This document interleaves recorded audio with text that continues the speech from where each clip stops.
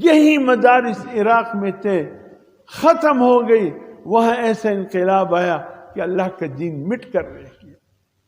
Libya کی بات کروں، مصر کی بات کروں، خدا کی قسم ہم حج سے آ رہے تھے، غالباً مدینے سے مکے کی جانب جا رہے تھے، وضو کر کے ایک مسجد تھی چھوٹی سی، بہت خوبصورت تلاوت کی آواز آ رہی تھی، بہت خوبصورت۔ تو ساتھیوں نے کہا، سنی مسجد کے اکثر ساتھی نے کہا خیر صاحب ہم امام کے پیچھے نیت باندھ لیں۔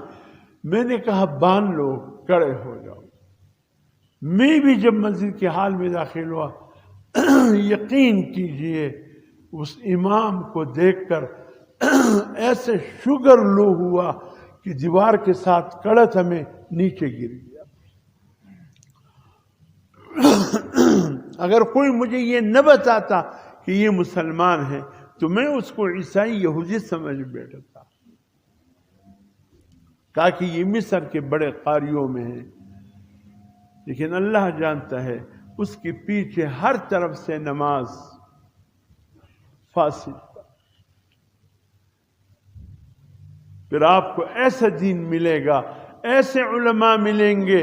ٹھیک ہے آپ ان علماء کو استول خانے میں باندھ لیجئے، درس نظامی کی تعلیم دینے والے مدارس کو بند کیجئے۔ خدا کی قسم جو حال عراق کا ہے، جو مصر کا ہے، جو لیبیا کا ہے، جتنے اسلامی ملک ہیں، آج جو حال ان کا ہے، خدا کی قسم پاکستان کا حال اس سے بدتر ہو جائے۔ یہ اس درس نظامی کی برکتیں ہیں کہ آپ کو آسانی کے ساتھ اس پاکستان میں اچھے علماء بھی مل جاتے ہیں، مدارس کے پڑھے ہوئے علماء مل جاتے ہیں۔ وہاں جائیے نا، ہمارے ساتھی ہیں لیاقت بازار میں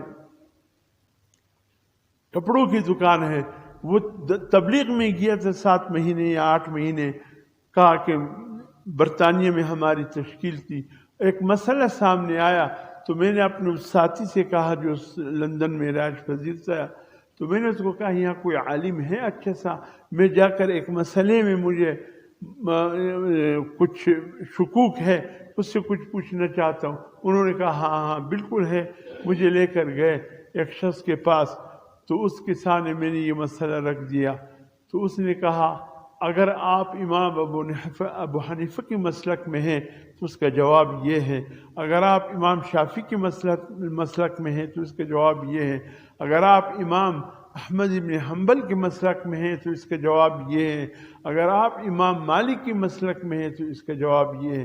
کہتے میں اتنا تبلیغی ساتھی ابھی بھی موجود ہے، کہا اتنا حیرت میں ڈوب گیا، یا اللہ یہاں کیسے اچھے اچھے علماء برطانیہ میں پائی جاتی ہیں، ہمارے پاکستان میں تو ایسا نہیں ہے۔ پھر جب ہم باہر نکلے وہ ساتھی کہنے لگے اس کو پہچانا کون تھا؟ میں نے کہا ایک اچھا عالم دین تھا۔ کہتے نہیں عیسائی تھا۔ پھر آپ کی دین کی رہنمائی عیسائی کریں گے، یہودی کریں گے۔ فلسطین آگ میں جل رہا ہے، کسی مسلمان ملک سے آواز اٹھتا ہے؟ معصوم بچے لقمہ اجل بن گئے، بچیاں بچے،